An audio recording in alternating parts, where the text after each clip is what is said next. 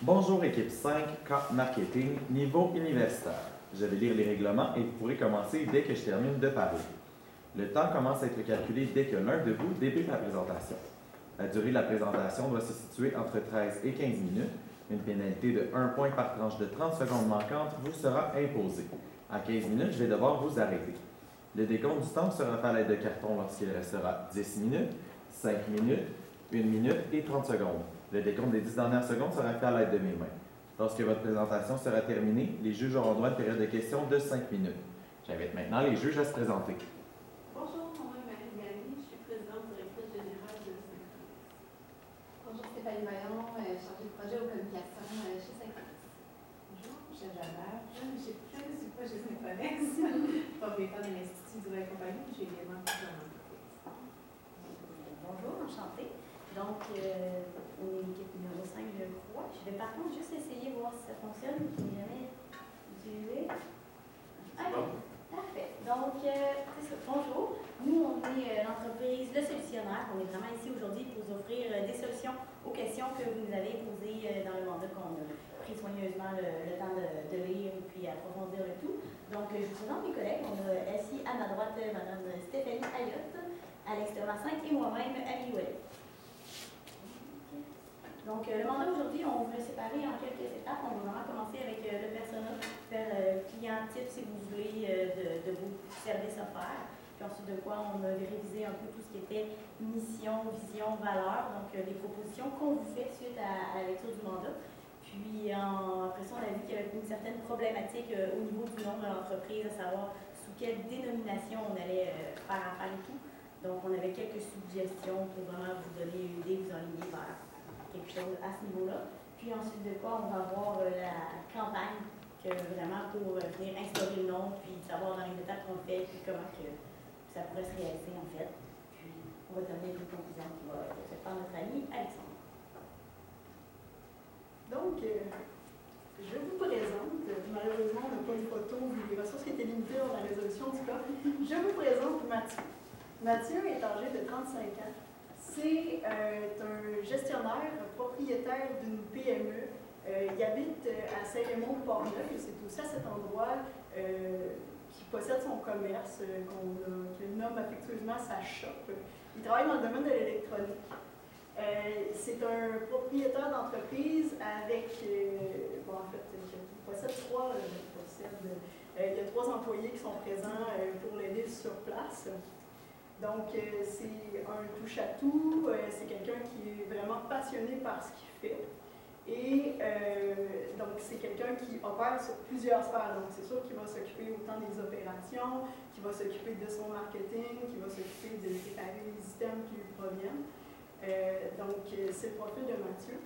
Suite à cela, on est allé avec Julie. Julie a 40 ans et elle habite au centre-ville de Québec. C'est la directrice d'un OBNL qui est spécialisée dans la conservation des sols. Elle effectue la coordination de plusieurs dizaines de bénévoles. Donc, c'est sûr que son type de coordination est très différent de Mathieu et ses besoins sont nettement différents au niveau de ce qu'on peut lui offrir en termes de sol. Donc, concernant la mission que je vous avais parlé tout à l'heure, qu'on avait modifié certaines choses, comme vous voyez ici, on avait écrit celle-là qui nous avait été fournie vraiment par l'entreprise. On a décidé de la modifier afin d'enlever, premièrement, d'enlever les entreprises et des organisations qu'on a toutes regroupées dans organisation, puisqu'une entreprise est une organisation. Puis vraiment, on est allé plus dans le sens offrir des services d'accompagnement innovants. Fait que, on voit déjà là tout de suite en partant, c'est quoi que vous offrez, c'est quoi, dans quoi vous œuvrez, pour vraiment venir après ça améliorer l'efficience des organisations québécoises. Fait qu'on trouvait que dit comme ça, c'était vraiment plus clair, puis ça venait vraiment comme right to the point, si je peux me permettre l'expression. Puis sinon, pour la vision, on a encore une fois un peu modifié. On est allé avec le fleuron dans la démarche d'innovation au sein des entreprises québécoises. C'est vraiment dans le même axe d'idée que la vision, mais vraiment comme la vision, c'est quoi qu'on veut être, comment on se voit. Puis sinon, pour ce qui était des valeurs, oui, on trouve que c'est vraiment des très bonnes valeurs, respect, collaboration, agilité et technique. Par contre, on aimerait mettre collaboration, qu'on va garder en fait, parce que oui, on travaille avec les entreprises du coin, puis du coin, de la région de Québec. C'est vraiment comme une valeur qui est très importante. C'est pas là pourquoi on l'a mis en premier aussi. Créativité, on est dans l'innovation, on est dans la technique, des techniques innovatives et tout. Fait que vraiment de venir favoriser la créativité dans l'entreprise, autant des gens qui travaillent pour vous que dans les entreprises aussi qu'on va offrir le service et tout. Puis on terminait aussi avec l'efficience parce que qui dit innovation, pourquoi on les instaure, c'est justement pour aider les entreprises à être plus efficientes, plus efficaces. Donc c'est vraiment pour ça que nous, on a mis ces valeurs-là de l'avant, ces trois-là. Pas que les autres qui étaient là avant n'étaient pas bonnes, mais vraiment parce qu'on pense que ceux-là sont peut-être plus, si on veut, effectives et directement avec votre entreprise. Donc, au niveau de la dénomination, on le sait, un nom d'entreprise, c'est vraiment important. C'est ce qui va venir dégager ce que l'entreprise veut offrir. Au niveau du nom, le réseau des centres collégiaux de transfert Synchronex, on a trouvé un peu des avantages et des désavantages pour chaque nom qu'on a analysé. Je crois que c'est en 2018 que la compagnie a analysé plusieurs noms. Donc, pour ce nom, c'est sûr que l'incompréhension des utilisateurs, c'est un petit peu long comme titre. On veut essayer de réduire le nombre de mots pour ce qui est du titre, ça va faciliter la compréhension. Donc, ça, on l'a enlevé des propositions. Donc, le réseau des centres d'innovation de Québec, c'est très englobant, c'est super.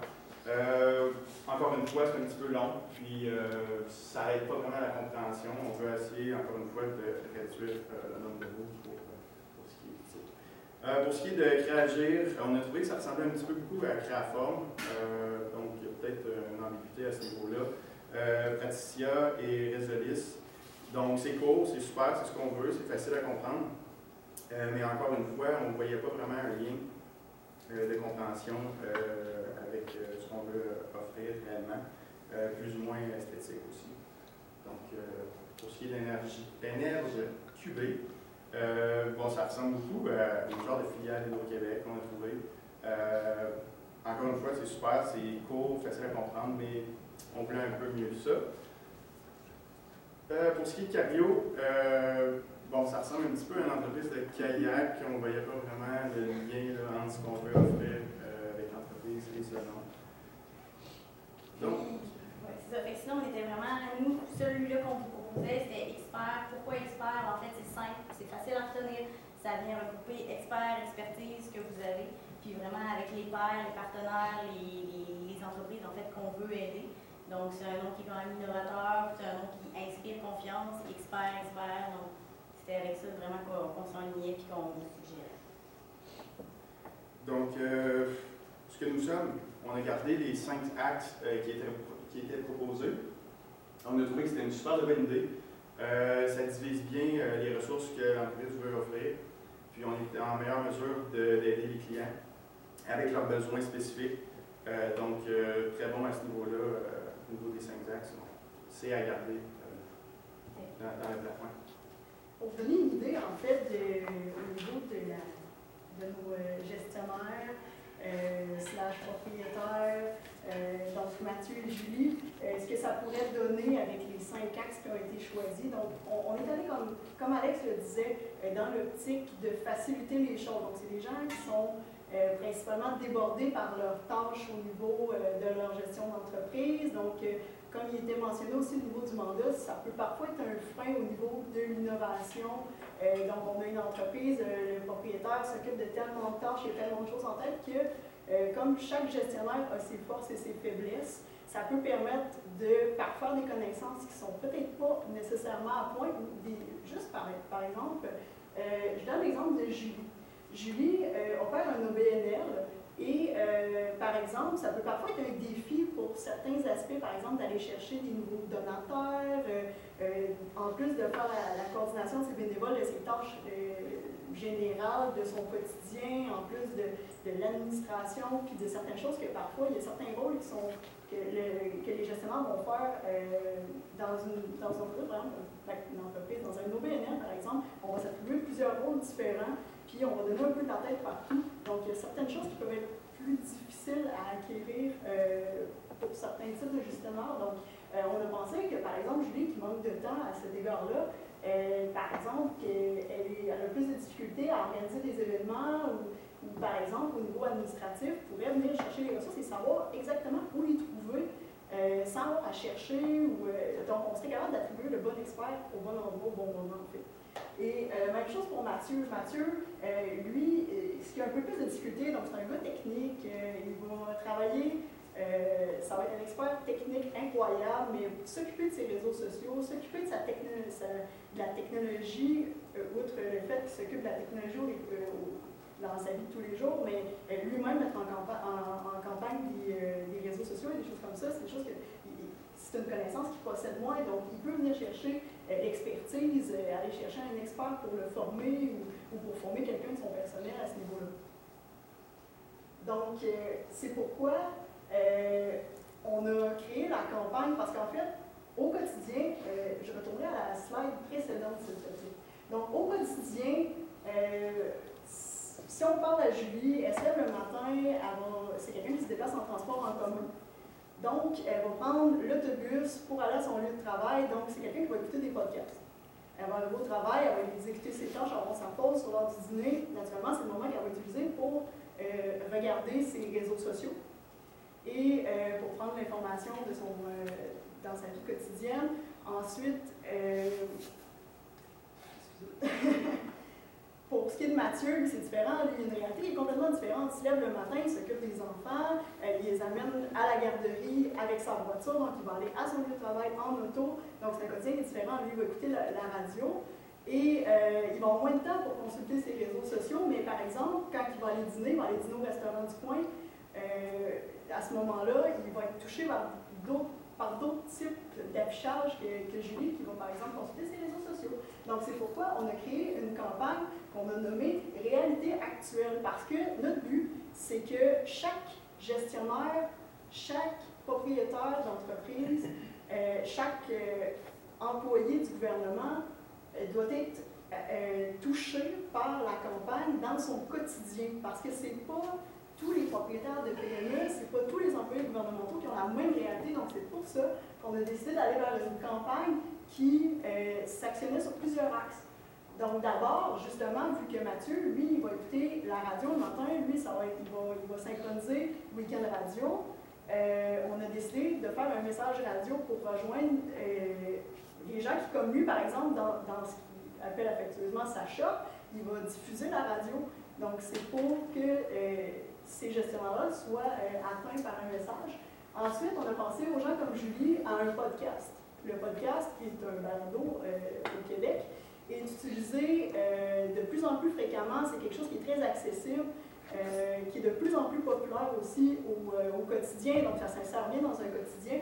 Ensuite, on a décidé d'y aller par une campagne des médias sociaux. Vu l'expertise qui est déjà possédée à l'interne à ce moment-là, on a aussi décidé de passer par des plateformes qui sont déjà utilisées à l'interne, soit Facebook et LinkedIn. Ensuite, on trouve important que les sites web de l'entreprise détiennent les informations nécessaires en fait, aux services qui sont offerts par l'entreprise. C'est probablement déjà le cas, mais on voudrait mettre l'emphase sur les nouveaux ajouts qu'on voulait donner. Ensuite, pour rejoindre des gens comme Mathieu, on considère important de conserver un affichage sur les lieux d'affluence. Comme par exemple en région, il va souvent avoir des patrons de restaurants qui vont posséder des noms d'entreprise ou aussi l'affichage sur dans le transport en commun pour les gens qui se rendent au travail en autobus, ou l'affichage sur les abribus qui rend aussi possible de visionner ces publicités-là par les automobilistes qui sont arrêtés de lumière, par exemple. Pour les collaborations, on a décidé d'aller joindre aussi des nouveaux entrepreneurs.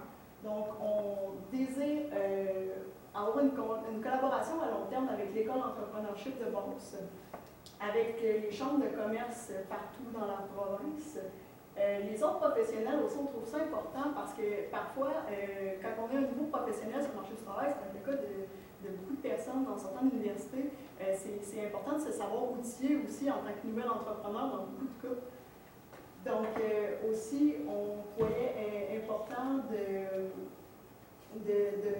de se joindre au réseau universitaire. Par exemple, à l'Université Laval, ici, on a le service La Centrale qui permet d'outiller les nouveaux entrepreneurs et les entrepreneurs existants, donc on voudrait se joindre à une collaboration à long terme avec ces ressources-là pour se faire avoir nos services, en fait.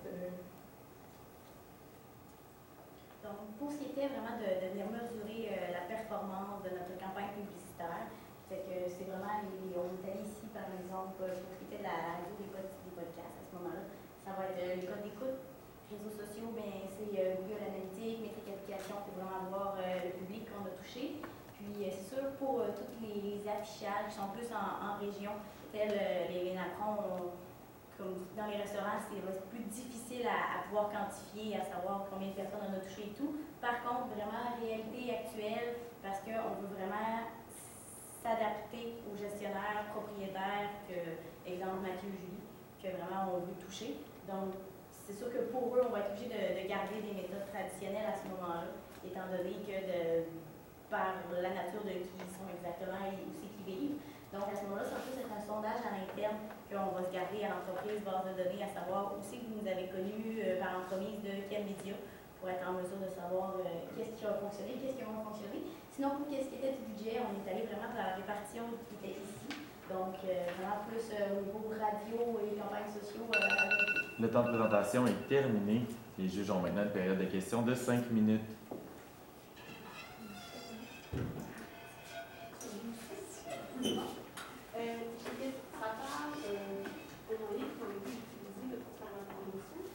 Le réseau des centres légistes transferts, c'est partout au Québec. Alors, quand vous parlez d'abribus, d'autobus, de restaurants du coin, de radio, si on vise une clientèle qui est à la grandeur du Québec, comment on fait pour cibler?